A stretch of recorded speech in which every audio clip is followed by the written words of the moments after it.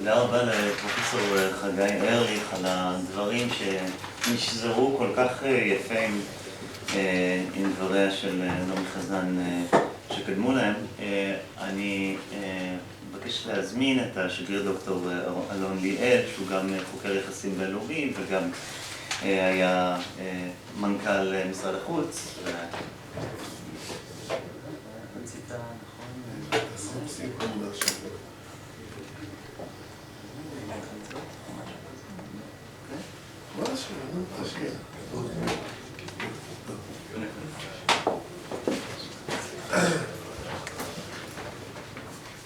שלום לכולם.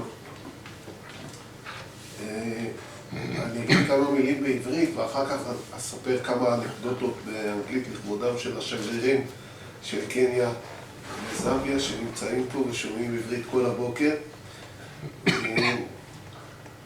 נאמר הרבה על אריה, על האישיות שלו.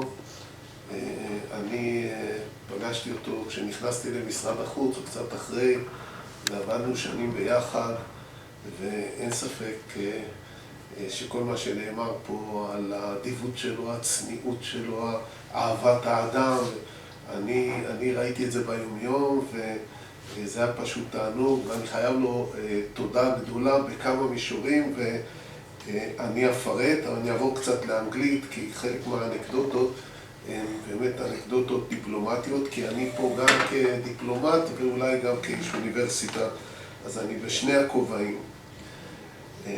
I started working with Arye in 1975. He was a senior researcher in the research unit of the ministry. I was a junior researcher. The senior researchers had a staff meeting every morning, and we junior ones, we were invited when it was needed. I was on the energy desk, and this was the years of the crisis, energy crisis, so I was lucky to often be invited and participate in these daily meetings, and enjoyed hearing Arye almost every morning, at least 3 times a week. And I thank him because he was always treating us junior researchers with a lot of respect, and we could learn a lot from him. Second time that I was working with him intensively was in the mid-80s, when in 1986, I received the South African desk. And Arye was, again, in the research unit in a senior position, and he came to brief me and explain to me what South Africa is. And he told me about the visit that he had to South Africa, and he said that he came to Pretoria and fixed meetings in the city, and one day, on his way to the Ministry of Foreign Affairs, he went on a bus, and immediately after he went on the bus, he saw that people are looking at him and starting to speak amongst them, and one of them went to the driver, and at a certain point the driver pulled to the side, and where was the previous picture? It's moving? Put the previous one. And he came to him, and it was not in a station, between 2 stations. And he told him, I'm very sorry, this bus is for whites only. And pushed him physically out of the bus. Arye told him, I have a diplomatic passport. I'm an Israeli ambassador. The guy said, doesn't matter. And they kicked him out of the bus. I went to the station, went on a non-whites bus, and came to the ministry in Pretoria. So those of you who remember Arye and his origin and color, for me it was an unbelievable shock that an Israeli diplomat has to go on a bus of non-whites. But he did it in order to shock me, in order to tell me this is the place that you are going to work on from now on. The years were very interesting years because, as Naomi and Chagai said, these were the years in which we started planning the comeback.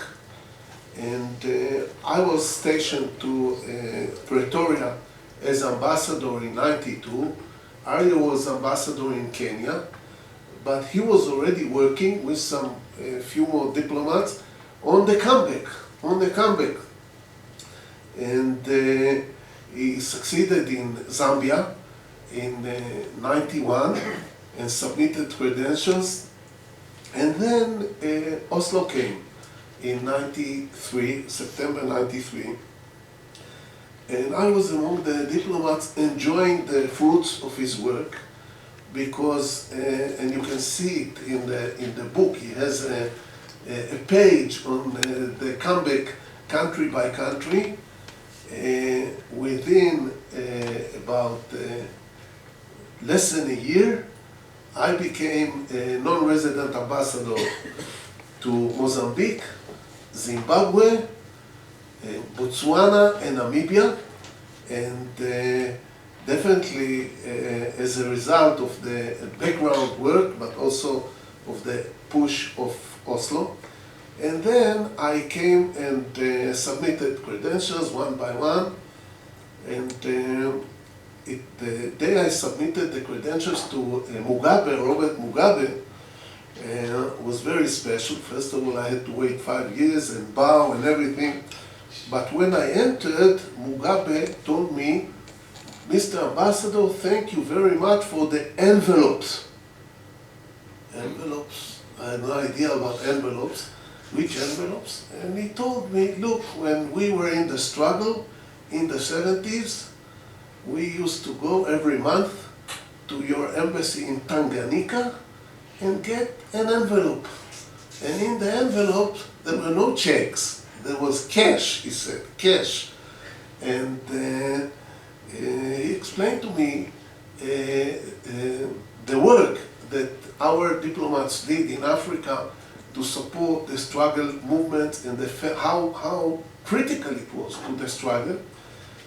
And if you look at Arye's book about Zimbabwe, Arye speaks about an attempt in 1980 to open an economic office in Zimbabwe, and he went and he met Mugabe and his people, and they refused.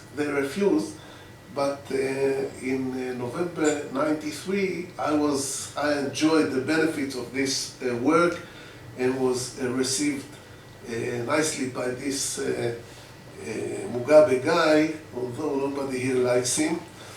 And then I went to Chisano, to Mozambique, and the procedure was the same. The first thing, after the national anthems and the flags, and we enter Four Eyes discussion, and Chisano said the same, thank you for the envelopes. Thank you for the envelopes that we were getting in the '70s in Tanganyika. So it was amazing. It was amazing. I had a start, first of all, with the background of Oslo and the fact that Oslo was very warmly received in Africa in general, but also the work of our diplomats in the 1960s and 70s. Now I want a few words about South Africa, and Naomi already mentioned that this was quite an issue here regarding the rest of Africa too, because we had not less than a love affair with South Africa between '74 and '94, which had its implications on the relations with the rest of Africa. So it was not only the Israeli-Arab conflict or the fact that we ended the war of 1973 on African soil, also the fact that we had a military alliance with South Africa for 20 years.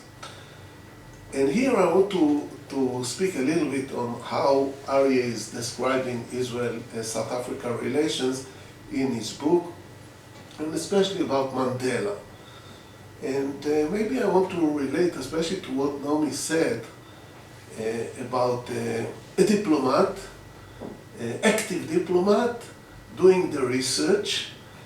Obviously, as an active diplomat, you have to be a little bit more cautious on what you write.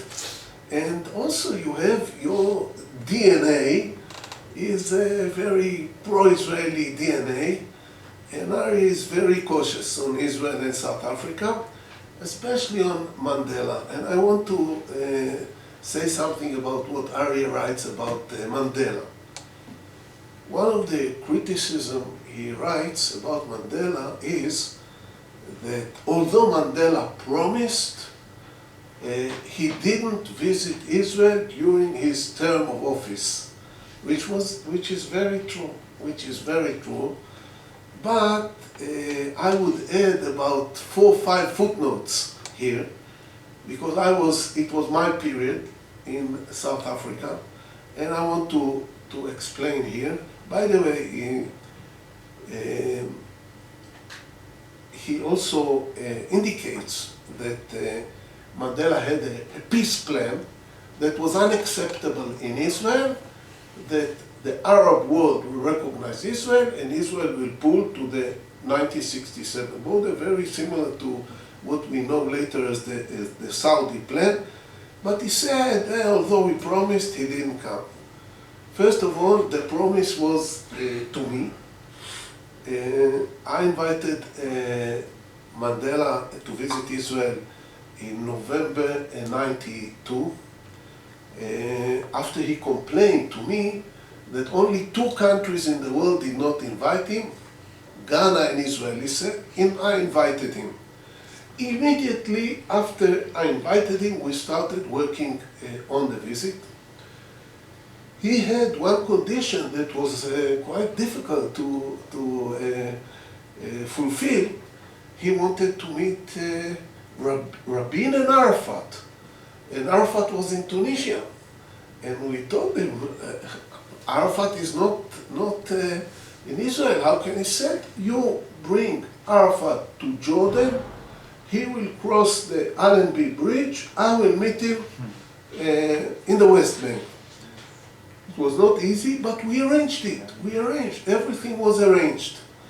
And then in April 93, when we were very close to the visit, Mandela's deputy was assassinated, and Chris Hani, and a date for elections was set. And he told me, now election period time, I cannot go, and there was elections, and he was elected, and immediately after we continued to speak about his visit, and then Rabin was assassinated, and we came to June 96, and Netanyahu was elected, and he told me, I hear from my friend Arafat that Netanyahu does not believe in Oslo, and I don't want to come as long as Netanyahu is the prime minister. So that brought us until May 99. He said, no way, I wanted to speak with Rabin. The reason I wanted to come was I wanted to speak with Rabin.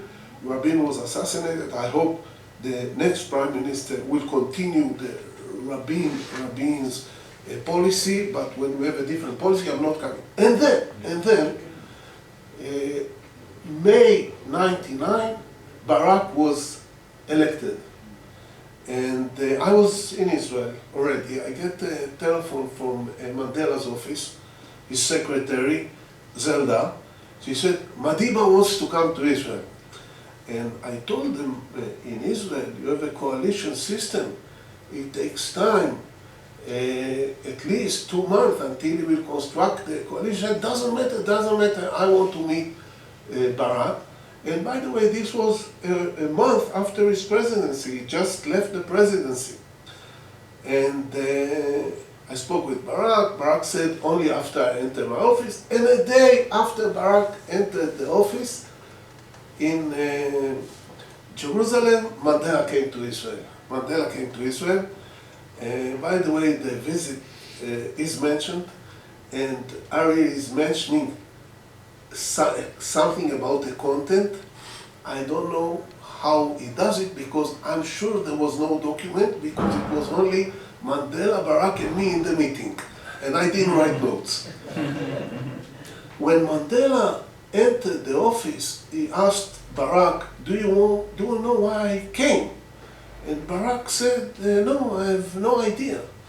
And he told him, look, I just finished the presidency. I have lots of time. You know my background.